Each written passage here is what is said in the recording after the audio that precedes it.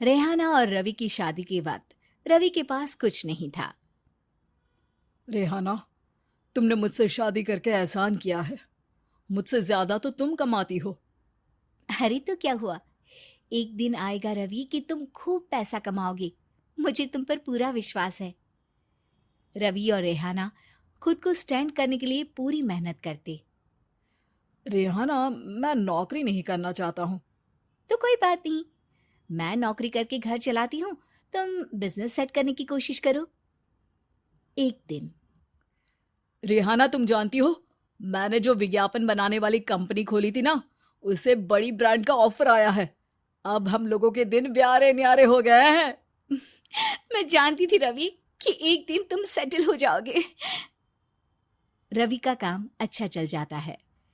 एक दिन वो रेहाना से कहता है, रेहाना, अब हम लोगों का बच्चा भी हो गया है। बहुत छोटा है वो। उसका ख्याल कैसे रखेंगे हम? कैसे क्या, मैं गांव से माँ को लेकर आ जाती हूँ। नौकरी से हाफ डे ले लिया करूंगी। अभी तो वो छोटा है, स्कूल जाने तक मैं मैनेज कर लूंगी। देखो रेहाना, मैं अब अच्छा कमा रहा हूँ। तुमको नौकरी करके परेशान होने की कोई जरूरत नहीं है।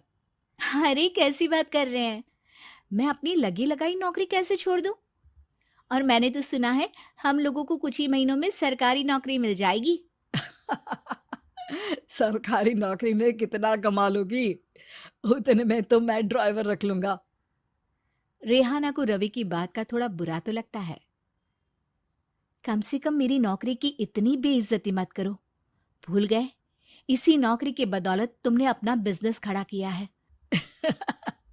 अरे वो तो मैं किसी के भरोसे भी कर लेता। देखो, अपने बच्चे को संभालो, घर का काम करो।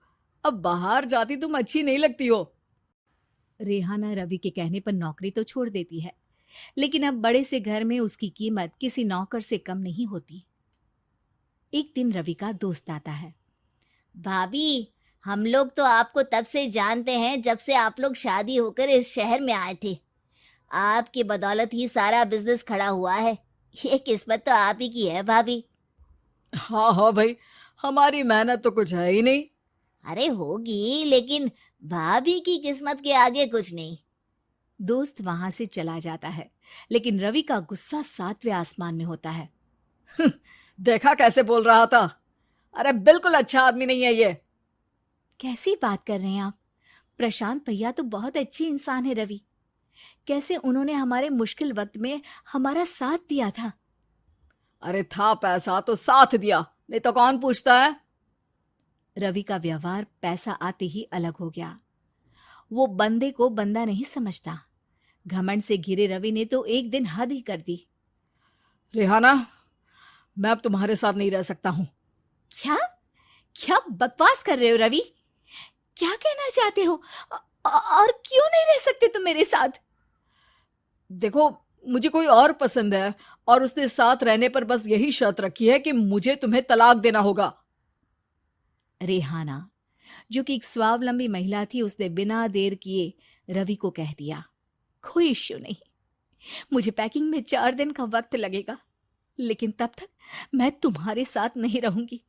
4 दिन के लिए तुम कहीं और शिफ्ट हो जाओ, मैं घर से निकलूंगी तो बता दूंगी। रवि घर छोड़कर चला जाता है। रेहाना को दुख होता है, वो रोती है, लेकिन व्यवहार से स्ट्रांग रेहाना को पति के वापस आने का और उसे सबक सिखाने का पूरा भरोसा था।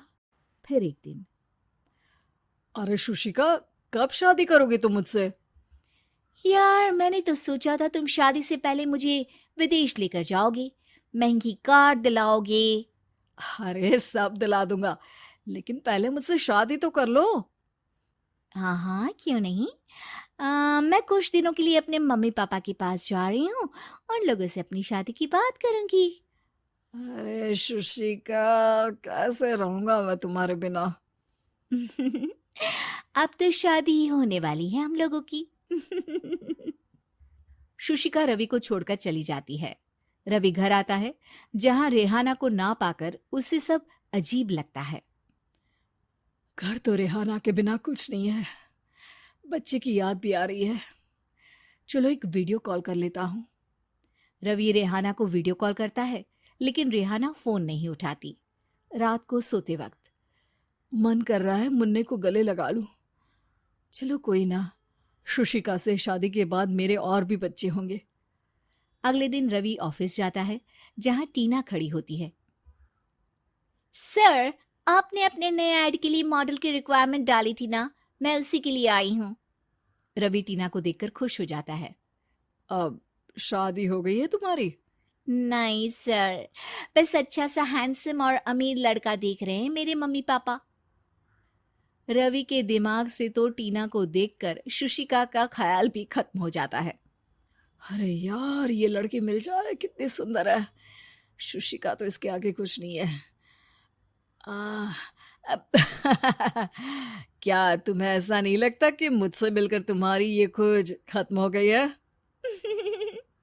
आप ना, आप तो 2 बच्चों की पापा लग रहे हैं।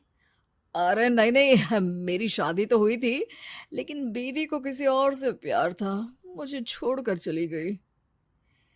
खैर, टीना की दोस्ती रवि से हो जाती है, लेकिन 1 महीने बाद शुशिका रवि के पास वापस आती है। मेरे मम्मी पापा तुमसे मिलना चाहते हैं, लेकिन उन लोगों को ये मत बताना कि तुम पहले से शादीशुदा हो, और हाँ, शादी से पहले अपनी सारी प्रॉपर्टी तुमको मेरे नाम करनी होगी। अरे पागल, अब मैं तुमसे शादी ही नहीं करना चाहता। भला ऐसी लालची औरत से कौन शादी करेगा? तभी वहां टीना आ जाती है। रवि, ये पागल सी औरत कौन है? देखो, तुमने ही कह दिया ना पागल, तो पागल ही है। पता नहीं कौन है, कह रही है शादी कर लो, लेकिन शादी से पहले अपनी सारी प्रॉपर्टी मेरे नाम कर दो। बोल तो सही रही है। वैसे तुम जानती हो, मेरी एक सहेली है, उसके पति ने उसे पैसा आते ही छोड़ दिया, जबकि उसको खड़ा करने वाली ही मेरी सहेली थी। और मुझे भी भरोसा नहीं है। अगर मैं भी तुमसे शादी करूंगी तो तभी, जब तुम मेरे नाम अपनी सारी प्रॉपर्टी कर दोगे। अरे हाँ हाँ, क्यों नहीं, बिल्कुल कर दूंगा। रवि और टीना की शादी की तारीख तय हो जाती है।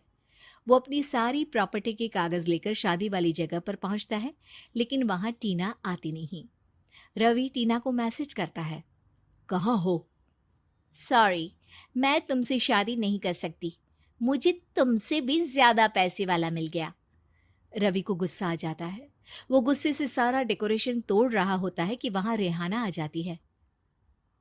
सर, क्या हो गया? क्या डेकोरेशन पसंद नहीं आई आपको? अ, तुम यहाँ क्या कर रही हो? मैं यहाँ की डेकोरेटर हूँ। क्या आपको पसंद नहीं आई यहाँ की सजावट? रवि दौड़कर रेहाना के गले लग जाता है। मुझे माफ कर दो रेहाना। रवि रेहाना के गले लग जाता है और रेहाना टीना को थैंक्स का मैसेज करती है।